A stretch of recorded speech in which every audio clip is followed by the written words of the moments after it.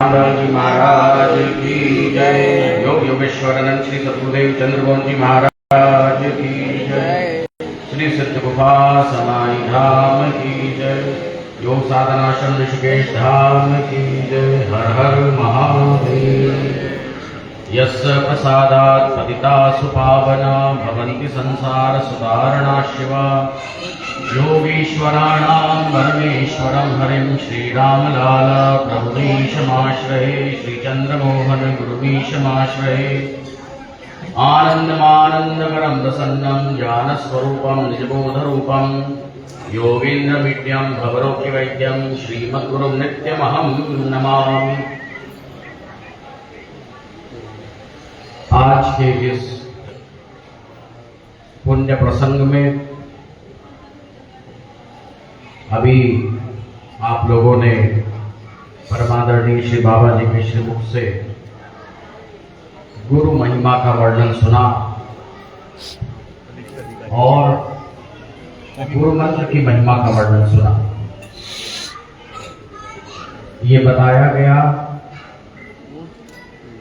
कि गुरु मंत्र जप की विधि क्या है। हमारी परंपरा में श्वास प्रश्वास से जप करने की विधि है। वस्तुतः ये प्राणोपासना है। हम लोग प्राण विद्या के उपासक हैं।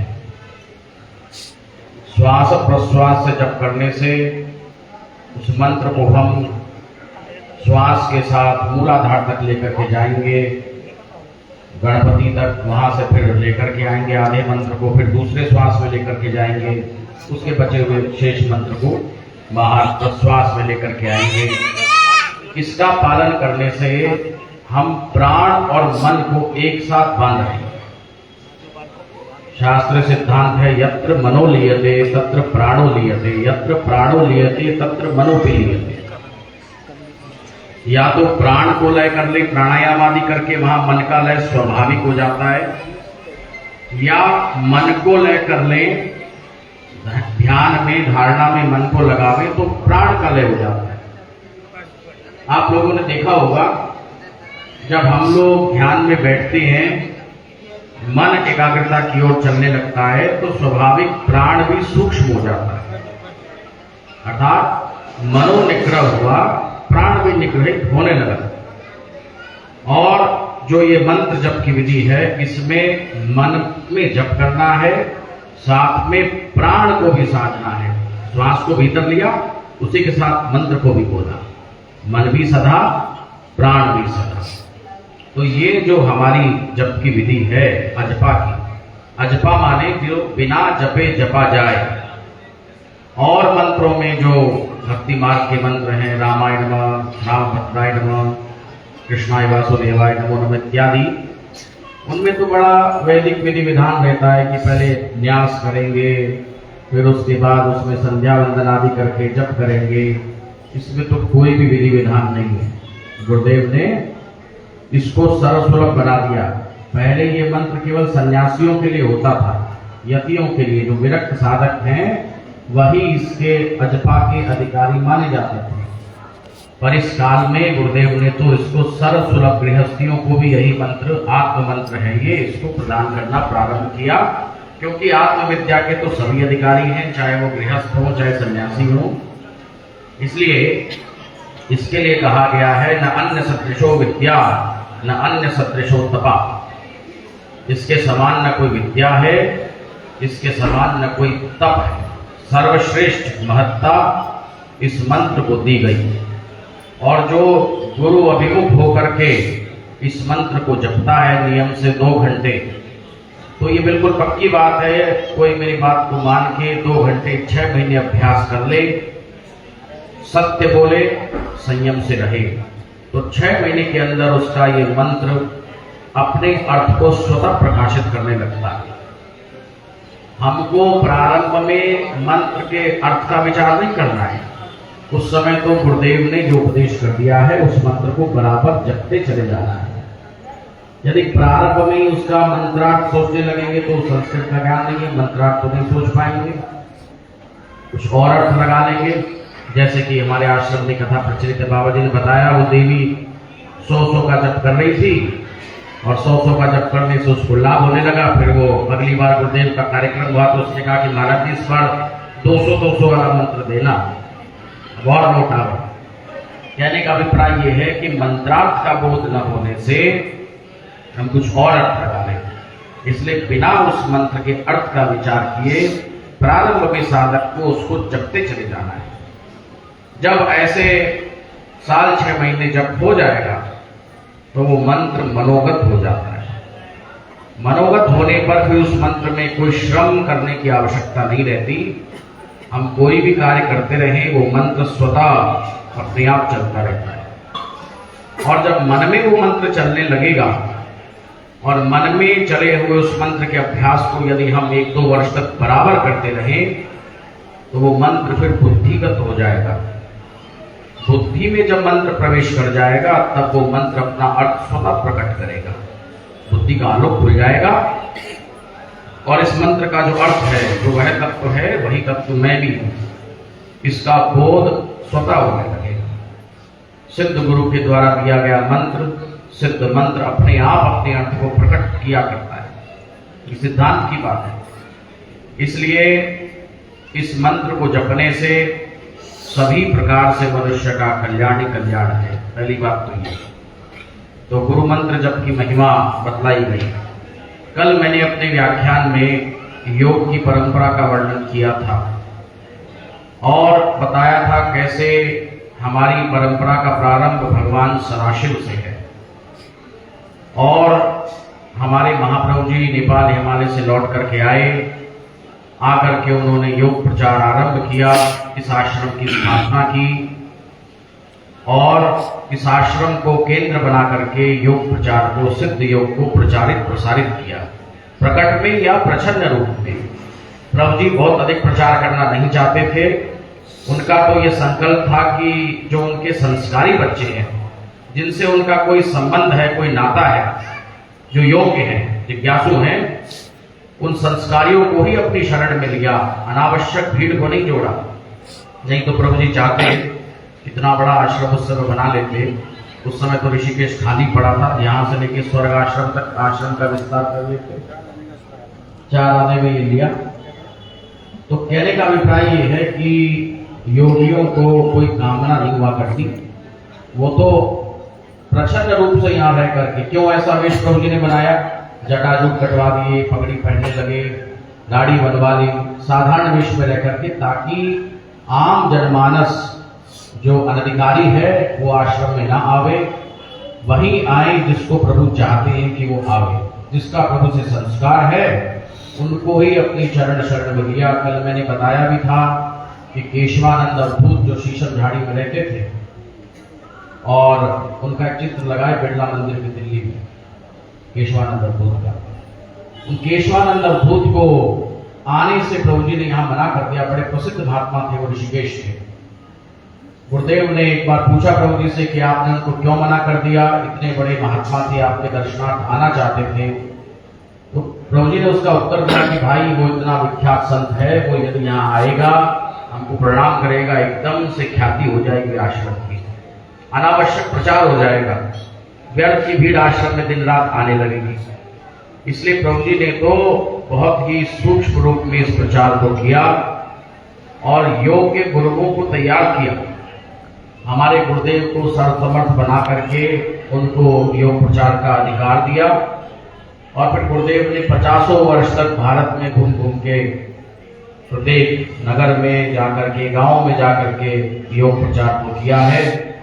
और गुरुदेव ने भी उनको ही अपनी शरण में लिया जो उनके संस्कारी बालक थे। सिद्ध योग में संस्कारी जीवों को ही अपनी चरण शरण प्रदान की जाती है। अनावश्यक भीड़, लाखों की भीड़ सिद्ध योगी लोग नहीं जोड़ा करते।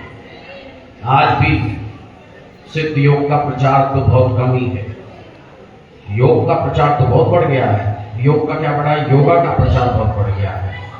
माने आसनों का प्रचार बहुत हो गया और षटकर्मों का प्रचार हो गया, लेकिन जो विशुद्ध योग विद्या है, शक्तिपात योग विद्या है, उसका प्रचार तो आज भी बहुत कम है। तो ये प्रचार प्रभु जी ने नेपाल हिमालय से लौट करके बढ़ाया और बहुत थोड़े काल के लिए वो आए थे।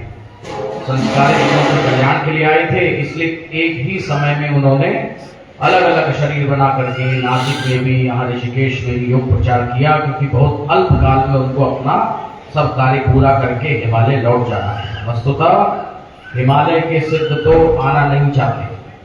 कौन आएगा अपने समाधि के दिव्यानंद को छोड़ करके?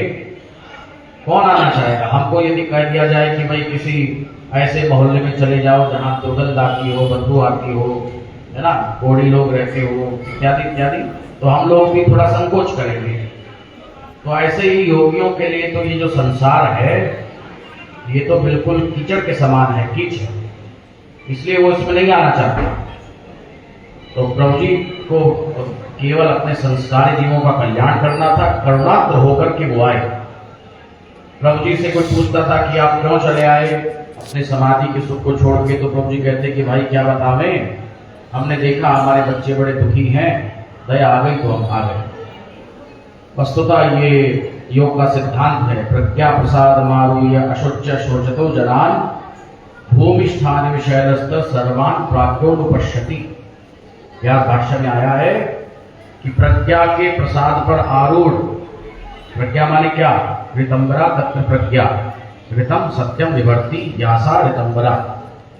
जिस योगी को ऐसी पारदर्शी बुद्धि प्राप्त हो गई है, जो एकदम सत्य दर्शन करने वाली बुद्धि है, आर पार को देखने वाली बुद्धि है, जो सोचता है वो हो रहा है, जो मन में संकल्प आता है वो पूरा हो रहा है, ऐसी सूक्ष्म बुद्धि वाला, ऐसी ऋतंबरा बुद्धि वाला योगी, जिसको ऐसी प्रज्ञा प्रसाद, उस प्रज्ञा पर आरूढ़ वो योगी अन्य जीवों को ऐसे देखता है जैसे कोई पहाड़ पर चढ़ करके वहां से लोगों पर, नीचे के लोगों पर दृष्टि डाले, तो उसको कैसे लोग दिखाई देंगे?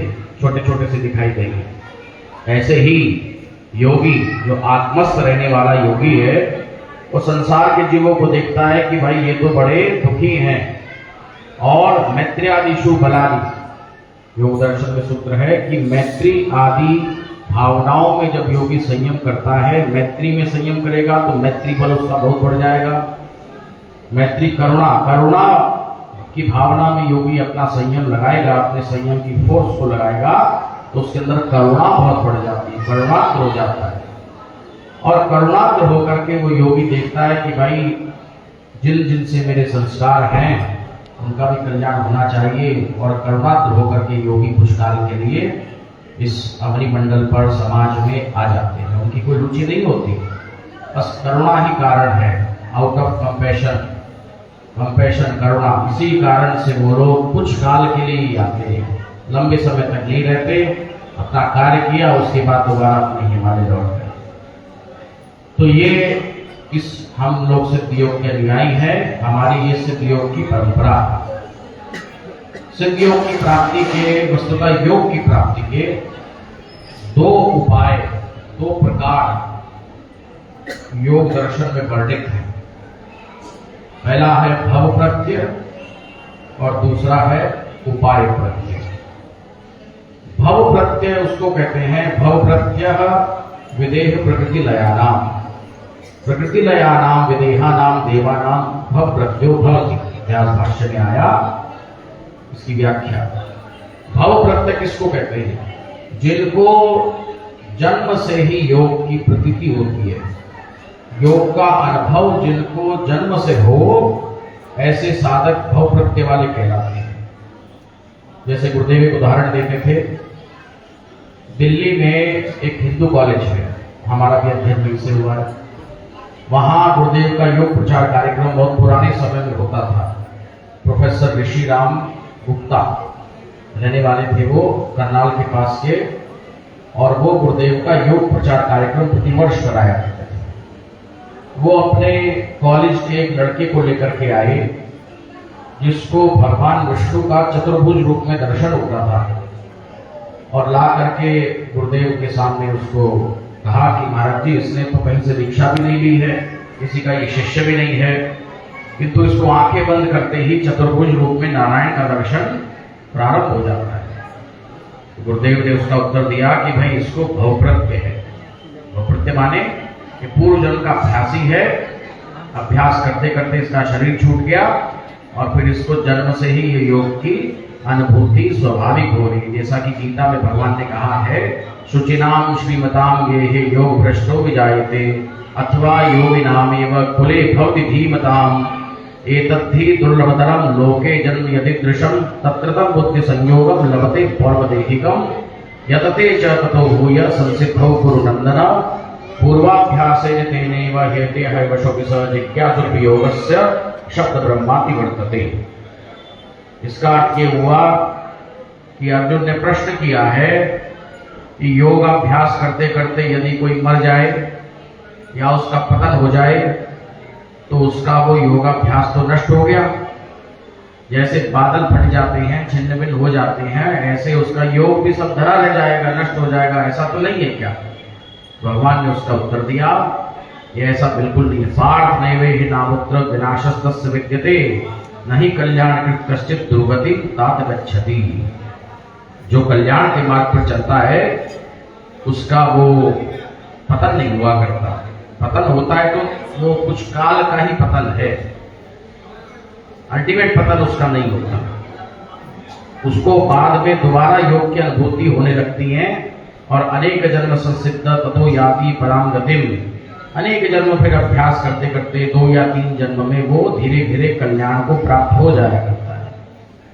यदि कोई जिज्ञासु है, पक्का संयमी है, ब्रह्मचारी है, तपस्वी है, सुबह से लेकर शाम तक गुरुदेव के बतलाए आज्ञानुसार मंत्र का जप करता है, ध्यान करता है, गुरुदेव के चरण कमलों का उपासक है, उनका सेवक है, उनकी दृष्टि में रहता है, तो वो तो एक जन्म में ही सिद्ध हो सकता है, क्योंकि उसके अंदर वैराग्य है, योग्यता है और गुरुदेव की उस पर दृष्टि है। तो यदि वो अभ्यास करे एक जन्म में ही वो सर्वसमर्थ हो सकता है, सिद्ध हो सकता है। स्वयं तीर्ण परान तारयति, स्वयं तरके दूसरों को तारने की ताकत उसमें आ सकती है। ये बात यदि कोई ढीला है, अभ्यास कम कर पा रहा है, गृहस्थ में है, तो भी यदि वो 1 घंटे मंत्र जप करे, नियम से गुरुदेव की आरती करे और गुरुदेव के द्वारा रचित पुस्तकों का अध्ययन करे, बाबा जी ने भी इस बात को उठाया था, तो भी वो 2 या 3 जन्म में कल्याण को प्राप्त हो ही जाएगा। योगिनो योग एक उपाध्याय, योगी का तो योग ही गुरु बन जाता है। हमने तो अपने आश्रम में ये नियम बना लिया है कि सायकाल में सत्संग के समय योग सिद्धांत के 1 या 2 अध्याय का पाठ करने का। हमने देखा और अन्य पुस्तकों को लोग पढ़ रहे हैं और जो गुरुदेव के द्वारा रचित है, लिखित है, वो तो हमारे लिए ब्रह्मवाक्य है, वो तो साक्षात ब्रह्मवाक्य है, उसको पढ़ते हैं। तो योग सिद्धांत का पाठ करना, 8 योगी समाधिस्थ योगनिया, मन की एकाग्रता के साधन, ये तो हमारे लिए ब्रह्मवाक्य है, गुरुदेव के शब्द है। और यदि उनका कोई नियम से पाठ भी करेगा तो धीरे धीरे योग मार्ग पर चलने लगेगा, उसको शक्ति प्राप्त होने लगेगी। जो समाधिस्थ योगनिया पुस्तक की भूमिका में गुरुदेव ने लिखा है कि यदि इस पुस्तिका को मन लगा के कोई पढ़ेगा तो उसको योगानुभूतियां प्रारंभ हो जाएंगी। ये गुरुदेव उसमें क्लेम कर रहे हैं, भूमिका में लिख रहे हैं कि पुस्तक को यदि कोई मन से पढ़ेगा तो उसको योग की अनुभूति होने लगेगी। क्यों होने लगेगी? शब्दों में शक्ति है। योगियों का शक्तिपात शब्द से होता है, वाणी से शक्तिपात, देख लिया, नेत्रों से शक्तिपात, दृढ़ दीक्षा, स्पर्श कर दिया, स्पर्श दीक्षा। इस प्रकार से योगियों की तो प्रत्येक क्रिया से शक्तिपात होता है। वैसे सिद्धांत की बात तो ये है कि शक्ति तो सब में से ही पतित हो रही है, किंतु वो बहुत अल्प मात्रा में है, उसका प्रभाव दूसरों पर नहीं पड़ता। और योगियों के अंदर से वो शक्ति हजारों गुना अधिक मात्रा में प्रसरित होती है, प्रवाहित होती है, लोगों का भला होता है। तो इसलिए हमको अवश्य चाहिए कि गुरुदेव के रचित साहित्य का पाठ करें, नियम से पाठ करें और आरती सुबह शाम अवश्य करें। मैंने अपने आश्रम के कई प्रबुद्ध गुरु भाइयों को देखा, वो आरती नहीं करते, कहते आरती की क्या आवश्यकता है, हम तो ध्यान में बैठ रहे थे, हमारी आरती हो गई। उनकी आरती तो हो गई, पर उनकी देखा देखी जो उनकी अगली पीढ़ी आती है वो फिर बिल्कुल सब कुछ बंद कर देते हैं, कुछ नहीं करते, वो प्रभु जी को छोड़ देते हैं। ये भी तो देखना चाहिए कि हमारे घर में ये गुरु परंपरा चलती रहे। ठीक है, आप लोग योगी ध्यानी हैं, आरती नहीं कर रहे, और आपके जो बच्चे होंगे वो सब कुछ छोड़ देंगे। अब आप ये देखो, प्रभु जी के जो दीक्षित बच्चे थे आज हमें भी दिखाई देते हैं, महाप्रभु जी के 1-2 पीढ़ी परंपरा चली, उसके बाद लोप हो गया। बुलकनाथ जी महाराज के आश्रम में 1-2 को दिख जाता है, बाकी ज्यादा नहीं। श्यामलाल खन्ना वगैरह सब उनका ध्यान हो गया। तो कहने का मेरा अभिप्राय ये है कि जिस घर में प्रभु जी की प्रातःकालीन सायकालीन आरती होती है, भाव से आरती की जाती है, सुबह शाम ध्यान किया जाता है, वहां प्रभु जी का प्रकाश रहता है, गुरुदेव का वहां तेज रहता है, वो वातावरण तेजोमय हो जाता है, उसमें कोई रोग शोक आते नहीं। क्या हुआ, कोई बहुत कठिन प्रारब्ध होने के कारण कोई आ भी जाए, परंतु जो छोटे मोटे रोग शोक तो केवल इतने मात्र से ही नष्ट हो जाते हैं। ये सिद्धांत की बात है। तो मैं बतला रहा था कि योग की प्राप्ति के 2 ये उपाय हैं। एक तो भवव्रत, जिनको जन्म से ऐसी अनुभूति होने लग जाए, बाल्यकाल से जिनको आश्रम का संस्कार मिले, योग का मार्ग मिले, गुरुदेव के चरण कमल मिले, तो वो बाल्यकाल से उनकी बड़ी प्रगति हो जाती है भवव्रत के।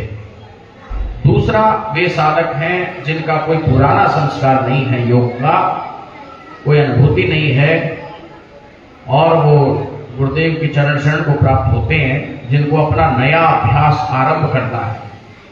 उनके लिए योग दर्शन में सूत्र आया, श्रद्धा वीर्य स्मृति समाधि प्रज्ञा पूर्वक इतरेषाम।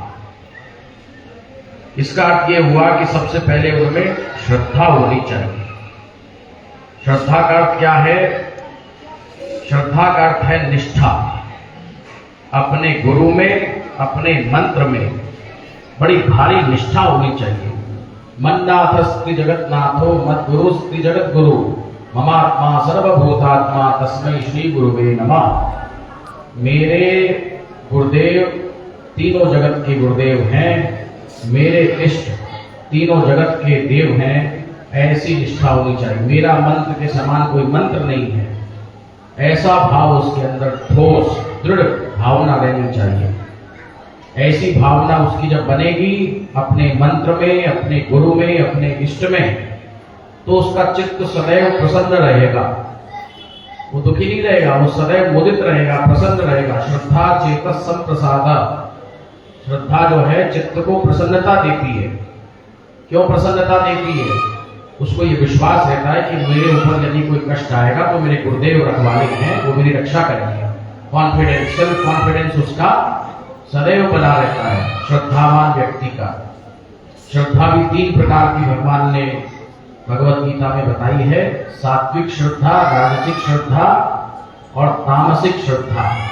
सत्वानुरूपा सर्वस्व श्रद्धा भवति भारत, श्रद्धा मयो अयम पुरुषो यो यच्छ्रद्धस एव स। इसका अर्थ हुआ कि श्रद्धा भी पुरुष के अपनी भावना के अनुरूप है, और परमात्मा का, पुरुष माने आत्मा, परमात्मा का जो स्वरूप है वो भी हमारी श्रद्धामय है। जैसी जिसकी भावना होती है वैसा ही उसको भगवान का दर्शन भी होता है। जाकी रही भावना जैसी, प्रभु मूरत देखी तिन तैसी। तो इसलिए सबके अपने अपने न्यारे न्यारे राम हैं। जैसी जिसकी श्रद्धा होती है वैसा ही स्वरूप भी उसको अनुभव में आता है। गुरु जी को इसके बहुत चिंचड़ी में आता, आप लोग सब जानते हैं, वो सब उदाहरण देते थे।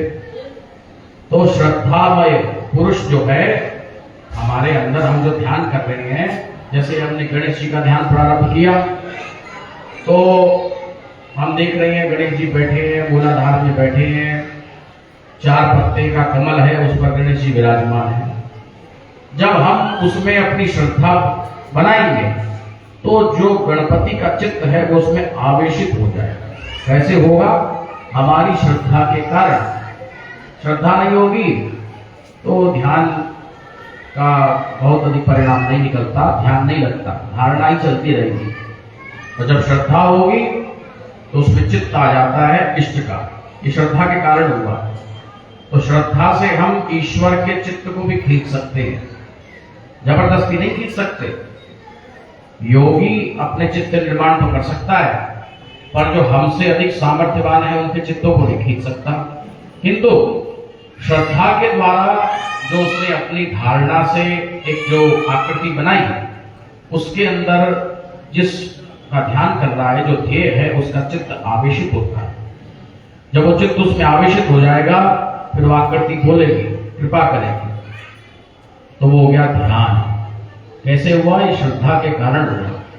भगवान ने कहा त्रिविधा भवती श्रद्धा देहिनां सा स्वभावजा सात्विकी राजसी चैव तामसी चेतितां शृणु सत्स्वान् रूपा सर्वस्य श्रद्धा भवति भारत श्रद्धा मयो अयं पुरुषो योजच्छ्रद्ध स एव स यजन्ते सात्विका देवान् यक्ष रक्षांसि राजसा प्रेतान् भूतगणाश्चान्ये यजन्ते तामसा जनाः। सात्विक श्रद्धा वाले लोग तो देवताओं की उपासना करते हैं, राजसिक श्रद्धा वाले जो है वो यक्षों की उपासना करते हैं, तामसिक श्रद्धा वाले तो भूत प्रेतों की उपासना करते हैं। तो पहली बात तो श्रद्धा होनी चाहिए सतोगुण में। रजोगुण तमोगुण में श्रद्धा बन गई तो भी पतन है, और सतोगुण सबसे अधिक किसमें है? सद्गुण तत्व से अधिक तो सत्व में कुछ है ही नहीं। इसलिए जिसकी श्रद्धा होगी उसका सदैव चित्त प्रसन्न रहेगा। पहली बात योग दर्शन में कही श्रद्धा। श्रद्धानस्य वीर्यम उपजायते। जिसके अंदर श्रद्धा होती है उसके अंदर सामर्थ्य आ जाती है, उसके अंदर कॉन्फिडेंस आ जाता है कि अब मेरा कोई बाल भी बांका नहीं कर सकता, मेरे गुरुदेव मेरे रखवाले हैं, रक्षक हैं और उनकी दृष्टि मुझ पर है। श्रद्धा वीर्य। और जब ऐसी श्रद्धा युक्त होकर के वो बराबर धारणा लगाएगा, जो ध्यान की विधि बताई है वहां पर अपने अभ्यास को लगाएगा, तो उसका वो अनुस्मरण बराबर बना रहने लगेगा, बराबर उसका चिंतन चलता रहेगा। वो चिंतन उसका खंडित नहीं होगा। उसको कहते हैं स्मृति। स्मृति का मतलब हुआ अनुभूत विषया असंप्रमोश स्मृति ही। अनुभव किए गए विषय का चित्त में ज्यों का त्यों बने रहना। अप्रमोश मतलब हटना नहीं, चित्त में वो बना रहे विषय, बराबर स्मरण चलता रहे, उसका स्मृति हो जाए। ऐसा बराबर जब उसकी अनुस्मृति अनुस्मरण चलता रहेगा, धीरे धीरे वो धारणा ध्यान समाधि की ओर बढ़ जाएगा। श्रद्धा वीर्य स्मृति समाधि। और समाधि का अभ्यास करते करते जब लगातार वो एक निष्ठ समाहित चित्त होकर के समाधि में बना रहने लगेगा, तो उसकी बुद्धि एकदम शुद्ध हो जाएगी, सत्य को धारण करने वाली बुद्धि हो जाएगी, जिसको प्रज्ञा प्रतंत्रा प्रज्ञा। यहाँ पर आकर के फिर उसको विवेक ख्याति पैदा हो जाती है। वो अलग अलग करके देखने लगता है, ये बुद्धि है और ये मैं चेतन आत्मा। इसका नाम विवेक ख्याति है। तो श्रद्धा वीर्य स्मृति समाधि प्रज्ञा, ये कोर्स है। और इसी प्रकार से इस कोर्स को चलते हुए जो उसका पालन करता है वो योग में आगे बढ़ जाया करता है। देखो हमारी जितनी क्रियाएं हैं, आरती करते हैं, पूजा करते हैं, इन सब का लक्ष्य क्या है? इन सब का लक्ष्य ये है कि हम ध्यान में प्रवेश कर जाएं। मूल तो ध्यान ही है। दानम स्वधर्मो नियमो यमश्च श्रुतम च कर्माणि च सद्व्रतानि सर्वे मनोनिग्रह लक्षणांता परोभियोगो मनसस् समाधि। श्रीमद् भागवत में इसका वर्णन है। हमारे गुरुदेव भगवान इस श्लोक को कहा करते थे। इसका अर्थ ये है, दान देना, स्वधर्मो अपने धर्म का पालन करना, नियमो यमश्च यम नियम का पालन करना, श्रुतम श्रुति को सुनना, वेद पाठ करना सुनना, योगोपदेश सुनना, श्रुतम च कर्माणि अपना निष्काम कर्म का आचरण करना, च सद्व्रतानि अनेक व्रतों को करना। इन सब का लक्ष्य है नियमो यम श्रुतम च कर्माणि च सद्व्रतानि सर्वे मनोनिग्रह लक्षणांता परोभियोगो मनसस् समाधि। ये सब मनोनिग्रह की ओर हमको लेकर के जा रहे हैं, क्योंकि मनसस् समाधि, मन का समाधि में चले जाना, यही परम योग है और इसकी ही प्राप्ति लक्ष्य है। कोई भागवत सुने, राम कथा सुने, कुछ भी कोई करता रहे, तीर्थाटन करे, जप करे, तप करे, दान देवे, अन्य कार्य कितने कर ले, जब तक उसका मन एकाग्र होने में नहीं आता, जब तक उसका ध्यान नहीं लगता, तब तक तो वो योग का विद्यार्थी भी नहीं है। योग का विद्यार्थी भी वो तब कहलाता है जब उसका मन एकाग्र हो जाए, ध्यान लगना प्रारंभ हो जाए। और इन सारी क्रियाओं का लक्ष्य भी यही है कि ये सब पुण्य वृद्धिकर हैं, इनसे पुण्य की वृद्धि होती रहती है और उस पुण्यों के फलस्वरूप गुरुदेव की प्राप्ति हो जाती है और गुरुदेव की कृपा से फिर वो ध्यान के मार्ग में प्रवेश करने की योग्यता वाला बन जाता है। ध्यान योग परो नित्यम वैराग्यम समुपाश्रित अहंकारम बलम दर्पम कामम क्रोधम परिग्रहम विमुच्य जन्मम शांतो ब्रह्म भूयाय कल्पते। ध्यान करने वाले को जो वैराग्य पूर्वक ध्यान करता है, ब्रह्म भूयाय कल्पते, ब्रह्म को जानने की, अपने आत्म स्वरूप को जानने की योग्यता उसमें आ जाती है ध्यान बराबर करते रहने से। तो हमको ये प्रभु जी ने जो मार्ग दिया है, ये ध्यान का मार्ग है और इसमें विशेषता ये है कि इसमें गुरु की कृपा से, गुरु के शक्तिपात से बहुत जल्दी उत्थान होता है। क्षिप्रम भवति धर्मात्मा शाश्वत शांति निगच्छति कौन्तेय प्रतिजानी ही नमे भक्त प्रणश्यति। भगवान अपने मुखारविंद से कह रहे हैं कि इस मार्ग में तो क्षिप्रम भवति धर्मात्मा, बहुत जल्दी वो धर्मात्मा, धर्म किसको कहते हैं? योग का नाम तो धर्म है। अयम तु परमो धर्म यत् योगेन आत्मदर्शनम, योग के द्वारा आत्मदर्शन कर लेना, इसको ही धर्म से अभिहित किया गया है। तो इसलिए वो धर्मात्मा योगात्मा बन जाता है बहुत जल्दी। तो जल्दी वाला जो रास्ता है वो सिद्ध योग का है और दूसरा साधन योग। साधन योग में लंबा अभ्यास करें तो साधन योग करते करते वो सिद्ध योग का अधिकारी हो जाता है और सिद्ध योग का अभ्यासी होने के बाद भी वो ये साधन योग माने अपने अभ्यास को करता रहता है तो वो कल्याण को पा जाता है। दोनों एक दूसरे के पूरक हैं। यदि किसी पर शक्तिपात हो जाए और शक्तिपात के बाद वो सोचे कि ध्यान तो क्या है, जब लगाओ ध्यान लग जाता है, धीरे धीरे उसका ध्यान क्षीण हो जाता है। हमारे कई गुरु भाइयों को देखा जिनके पहले बहुत ऊंचे ध्यान लगते थे, बाद में उनके ध्यान धीरे धीरे कम होते चले गए। क्यों कम होते चले गए? क्योंकि ध्यान को हल्के में ले लिया। उन्होंने सोचा कि ध्यान का क्या है, तो जब लगाओ लग जाता है। एक हमारे गुरु भाई को बहुत अच्छी ध्यानानुभूतियां होती थी, वो 10 दिन ध्यान में नहीं बैठा, 10 दिन बाद ध्यान में बैठा तो उसका ध्यान लग गया। फिर वो उसको कॉन्फिडेंस आ गया कि 10 दिन ना बैठो तो भी ध्यान तो लग ही जाता है। वो फिर 1 महीने ध्यान में नहीं बैठा, 1 महीने बाद बैठा तो ध्यान फिर लग गया। फिर वो 2 महीने ध्यान में नहीं बैठा, 2 महीने ध्यान में नहीं बैठा, उसके बाद बैठा, ध्यान फिर भी लग गया, कुछ अनुभूति हो गई। फिर वो 3-4 महीने ध्यान में नहीं बैठा, उसके बाद ध्यान में बैठा तो ध्यान नहीं लगा। बराबर मन को एकाग्र करता रहा, मन एकाग्र हुआ ही नहीं, ध्यान नहीं लगा।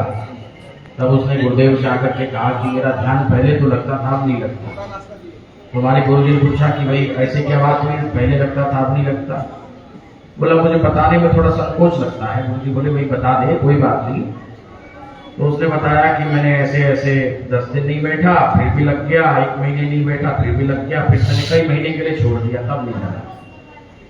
तो हमारे गुरुदेव भगवान ने उसका उत्तर दिया कि भाई ध्यान ने बड़ी गलती की।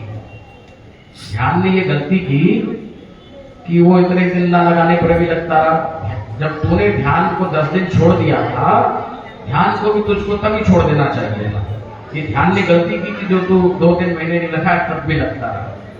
कहने का अभिप्राय ये है कि शक्तिपात हो जाने पर भी जो अभ्यासी नहीं है, साधन योग का अभ्यास नहीं करते, उनका ध्यान क्षीण हो जाता है। फिर वही के वही सूर्य चंद्र बसो धाता यथा पूर्वम कल्पयत दिवं च पृथ्वीं चांतरिक्षो मथस्व, ऋग्वेद का मंत्र है। फिर जैसे कि तैसे हो गए। तो इसलिए साधन योग से शक्तिपात की प्राप्ति होती है। यदि हम बराबर अपने अंदर योग्यता बनावें, गुरु मंत्र का जप करें, जो दीक्षा के समय ध्यान की विधि बताई है उस विधि से ध्यान करें, तो धीरे धीरे हम हमारे अंदर वो शक्ति को संभालने की योग्यता आ जाती है, शक्तिपात के अधिकारी बन जाते हैं। तो साधन योग माने अभ्यास, उससे सिद्ध योग की प्राप्ति और सिद्ध योग से भी फिर दोबारा साधन योग का अभ्यास। ऐसे ये दोनों मार्ग साथ साथ चलते हैं और वस्तुतः तो कल्याण तो शक्तिपात से सिद्धियोग से ही होता है, पर सिद्धियोग की योग्यता भी तो कोई धारण करे। एकाएक सब पर शक्तिपात थोड़ी गुरुदेव कर देंगे। क्यों हम देखते हैं हमारे आश्रम में पहले बड़े बड़े शक्तिपात होते थे। हम जब छोटे थे, बच्चे थे, बाबा जी के तुम गोद में खेले, जब हम छोटे थे तो हम गिना करते थे कि आज कितने लोग नमामि शंभोमि के गिरेंगे, तो धड़ाम धड़ूम होती थी। तिरवाणी जी एक थे, वो सबको ऐसे हटाते हुए आया करते थे आगे की ओर, बड़ी उनकी भस्त्रिका चलती थी। आजकल ऐसे साधक कम दिखाई देते हैं। अब उतने लोगों का ध्यान तो नहीं दिखलाई देता, इतना पहले दिखता था। कारण क्या है? कारण ये है कि कलिकाल का प्रभाव धीरे धीरे बढ़ता जा रहा है और सबसे बड़ा जो कलिकाल का स्वरूप है ये स्मार्टफोन है। ये तो जब से आया इसने तो नाश कर दिया बिल्कुल। मैंने देखा है कि बच्चे क्या बूढ़े भी इसके प्रभाव में रात को 1-1.5 घंटे फोन चलाते हैं, उसके बाद सोते हैं। गुरुदेव तो कहते हैं कि रात में तुम अपना गुरु मंत्र जपते हुए सो, शवासन में लेट के सो और सब फोन चलाते हुए सोते हैं, वहां से ध्यान रहेगा। और कदाचित थोड़ा बहुत तक भी किया तो कैसे स्थिर रहेगा। तो इसलिए ये तो बिल्कुल सत्य बात है कि कमी तो आई है, तो स्वीकार करना पड़ेगा। उसका कारण ये है कि भोजन शुद्ध नहीं रहा, आचरण शुद्ध नहीं रहा, और फिर ऊपर से ये बहिर्मुखी वृत्ति स्मार्टफोन ने दे दी, तो ध्यान में कमी आई है। पर ऐसे समय में भी जो अपने को संभाल ले वो बड़भागी है, वो धन्य है। हमको चाहिए कि अपने आप को संभालें। बाबा जी ने भी बताया था कि आंखें सबसे बड़ी बदमाश इंद्रिय है, और फोन भी आंखों से देखते हैं, वो भी एक नेत्र का ही कार्य करता है। तो उसमें विवेक होना चाहिए कि हमको क्या देखना है क्या नहीं देखना है। यदि हम कोई न्यूज वगैरह देखते हैं थोड़ी देर के लिए वो तो ठीक है, पर उसका यदि हम ज्यादा प्रयोग करेंगे तो वो हमको बहिर्मुखी तो बना रहा है, अंदर की ओर तो नहीं लगने दे रहा। आवृत्त चक्षु कैसे होंगे जब तक दृष्टि फोन में रहेगी? आवृत्त चक्षु होने के लिए तो अपनी आंखों को बंद करना पड़ेगा। इस मार्ग में तो आंखें बंद करके ध्यान किया जाता है। जो लोग आंख खोल के ध्यान करते हैं त्राटक की विधि से, वो तो दूसरा मार्ग है, हमारा मार्ग नहीं। हमारे मार्ग में तो आंखों को बंद करके श्वास प्रश्वास से जप करे और अपने इष्ट देव का मूलाधार में ध्यान करे। ये साधना का मूल है, ये आत्मविद्या है। इसी का प्रकाश भगवत गीता में किया गया है। भगवत गीता में भगवान ने इस कोर्स का वर्णन किया है, षट चक्रों की विधि का। भूमि रापो अनलो वायु खम मनो बुद्धिरेव च अहंकार इति यम में भिन्ना प्रकृति रष्टधा। 8 प्रकार की जो अपनी प्रकृति बतलाई है, अपरा और फिर परा प्रकृति दूसरी। अपरा के अंदर सबसे पहले भूमि मूलाधार चक्र, जहां गणपति का ध्यान करते हैं। फिर उसके बाद स्वादिष्ठान, मणिपूरक, अनाहत, विशुद्ध आज्ञा, ये क्रम है। तो आप लोग सोचोगे कि तो बहुत समय लगेगा, अलग अलग चक्रों में अलग अलग ध्यान करना पड़ेगा। नहीं, ऐसा नहीं है। ध्यान तो बस मूलाधार में ही लगाना है। मूलाधार को जिसने जीत लिया, क्योंकि वहां 16 मात्रा तम है, तंत्र ग्रंथों में वर्णन मिलता है, सबसे अधिक तम का वो स्थान है। वहां पर यदि मन लग गया ठीक से, प्राण वहां से ऊर्ध्वगामी होने लगा, कुंडलिनी प्रबोध होने लगा, तो धीरे धीरे वो स्वतः और चक्रों को कुंडलिनी विभेद करती हुई यहां आकर के सहस्त्रदल कमल में लय कर जाती है। ध्यान तो मूलाधार में लगाना पड़ता है, अलग अलग चक्रों के ध्यान करने की आवश्यकता नहीं है। हमने देखा कि आधुनिक लोगों ने ध्यान की नई नई विधियां निकाल ली हैं। थोड़ी देर मूलाधार में ध्यान कराएंगे, स्वादिष्ठान में कराएंगे, ऐसे करते करते वो उसको सहस्त्रार तक लेके आते हैं। 1 घंटे की उनकी ध्यान की प्रोसेस रहती है। एक वक्ता उसमें बोलता रहेगा, अब अपने मन को यहाँ लगाओ, अपने मन को इस चक्र पे लगाओ, तुम ऐसा देख रहे हो वैसा देख रहे हो। ये कोई ध्यान की विधि नहीं। ध्यान का तो ये है कि वो एक विषय को बराबर देखता रहे, वही जिसको देख रहा है वही वही दिखे। कुछ लोग बोलते हैं आज हमको ध्यान में हनुमान जी का दर्शन हुआ, फिर गणेश जी दिखाई दिए, फिर ये दिखाई दिया। ये तो मन की कल्पनाएं हैं। ध्यान में तो जिसको देखेंगे वो दिखे। तो वहां से जब मन हटेगा तो उस चक्र से संबंधित जो तत्व है उसका दर्शन हो। जैसे गणेश जी को देखना आरंभ किया। जितनी देर देखते रहे गणेश जी दिखाई देंगे, वहां से मन थोड़ा हटा तो स्थूल पृथ्वी का दर्शन होगा। ये पूरी पृथ्वी जैसे गूगल मैप में देखते हैं ना, ऐसे ध्यान में दिखने लगेगी। सब नगर, नाले, पहाड़, पत्थर सब दिखने लगेगा। ये स्थूल ध्यान हुआ। और जब वहां से वृत्ति सूक्ष्म होगी, तब हम अपने इष्ट को भी बड़े चिन्मय स्वरूप में देखेंगे। पहले जब ध्यान लगना आरंभ होगा तो गणेश जी को भी हम मनुष्याकृति में ही देखेंगे, मोटा स्वरूप उनका स्थूल आकृति दिखाई देगी। और जब वहां से वृत्ति सूक्ष्म होगी तो चिन्मय स्वरूप में अपने इष्ट का दर्शन होगा। वहां से वृत्ति हटेगी तो पृथ्वी तत्व का जो तन्मात्रा है गंध, उस गंध की अनुभूति योगी को होगी। उसको लगेगा इतनी सुगंध कहां से आ रही है, ऐसी सुगंध को तो मैंने कभी अनुभव नहीं किया। ऐसी ऐसी दिव्य गंध उसको स्वतः आने लगेगी। ये मूलाधार में ध्यान लगाने का फल है। और ऐसे उस गंध में लय होकर के यदि शरीर भी छूट जाएगा तो भी वो विदेह प्रकृतिलीन इन श्रेणियों में चला जाता है। योग दर्शन के व्यास भाष्य में वर्णन आया है कि भव प्रत्यय किस प्रकार के होते हैं। भव प्रत्यय का वर्णन किया कि यदि कोई जो जिसका विचारानुगत समाधि वाला है, माने जिसका ध्यान अभी इंद्रियों से संबंधित तत्वों की तन्मात्राओं में लग रहा है, गंध तन्मात्र में, शब्द तन्मात्र में, स्पर्श में, रूप में, रस में, तो ऐसे में यदि उसका शरीर छूट जाएगा तो वो प्रकृतिलीन योगी कहलाता है। प्रकृतिलीन।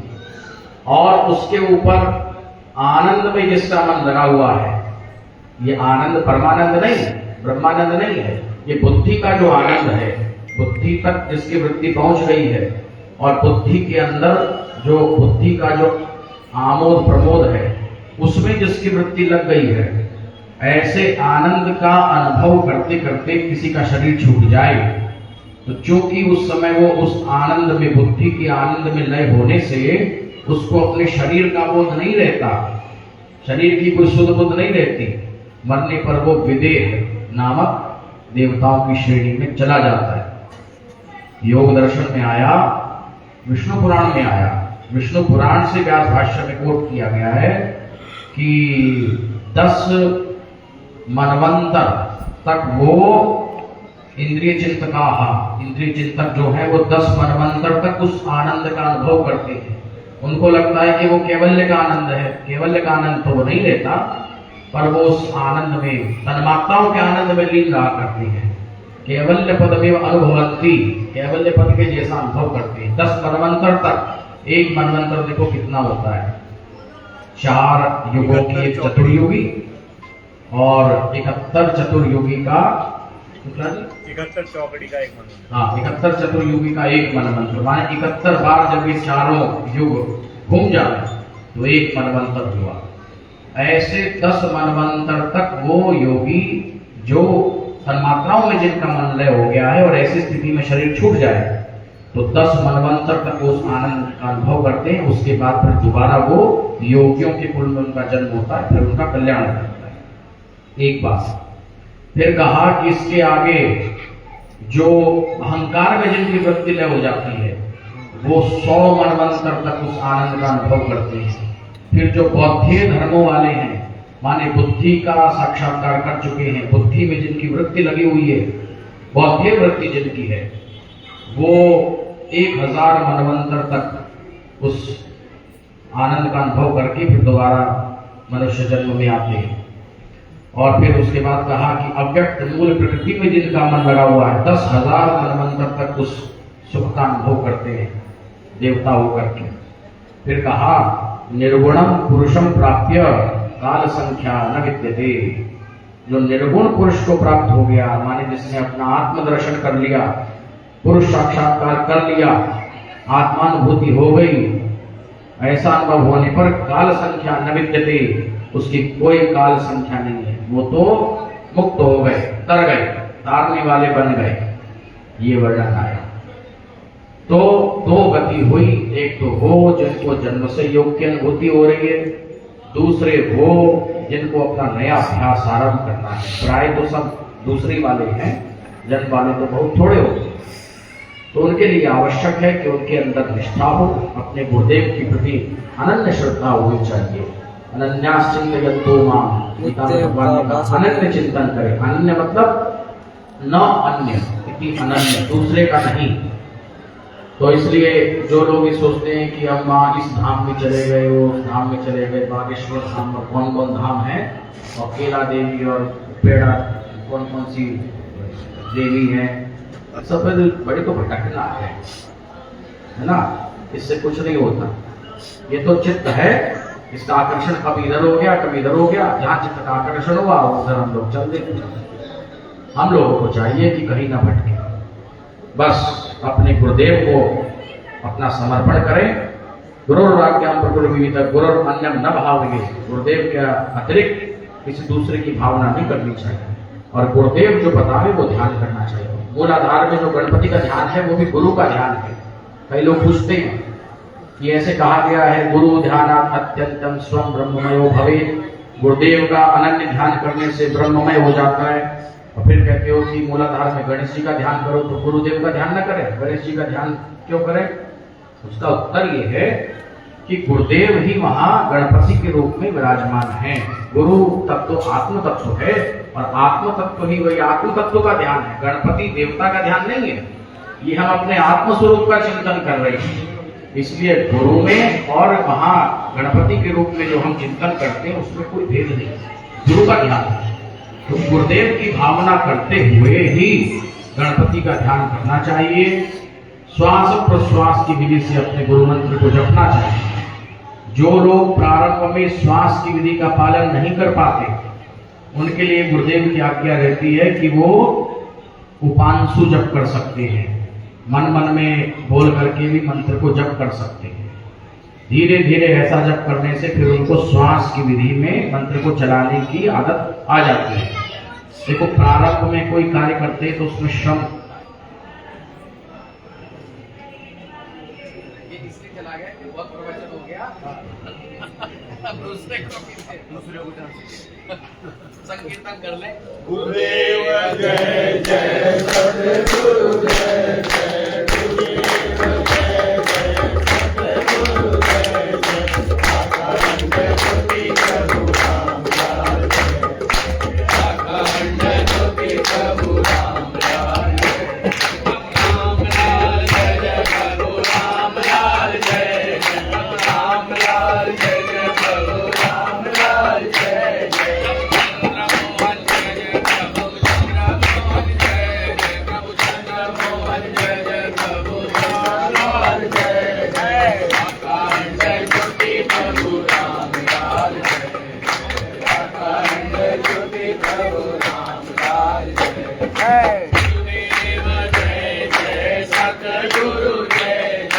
गुरुदेव जय जय, सद्गुरु जय जय, अखंड ज्योति प्रभु राम लाल जय, अखंड ज्योति प्रभु राम लाल जय, राम लाल जय जय प्रभु राम लाल जय जय, राम लाल जय जय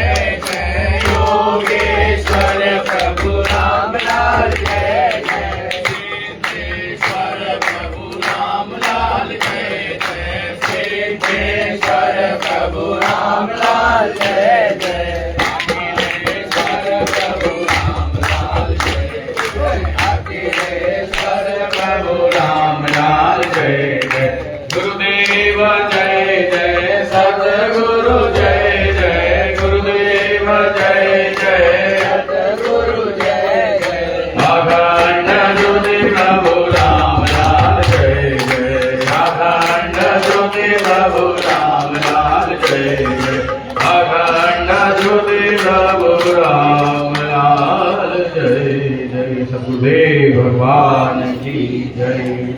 तो हमने आज अपने व्याख्यान में ये बताया किस प्रकार से मंत्र जप करना चाहिए, और योग के प्राप्ति के दो उपाय बतलाए हैं, भव प्रत्यय और उपाय प्रत्यय। और उपाय प्रत्यय में ये बताया श्रद्धा, वीर्य, स्मृति, समाधि, प्रज्ञा, ये योग की प्राप्ति का उपाय है। जो लोग गुरु शरणागत होकर के नियम से अपने गुरु मंत्र का जप करते हैं, गुरुदेव की बतलाई विधि के अनुसार ध्यान करते हैं, वो कल्याण के मार्ग पर अवश्य चल पड़ते हैं। श्री सद्गुरुदेव भगवान की जय। परम प्रभु श्री रामलाल जी महाराज की जय। योगीराज सद्गुरुदेवानंद श्री चंद्रमोहन जी महाराज की जय। सिद्ध गुफा साईं धाम की जय। वृंदावन बिहारी लाल की जय। शंकर भगवान की जय। साचे दरबार की जय। हर हर महादेव।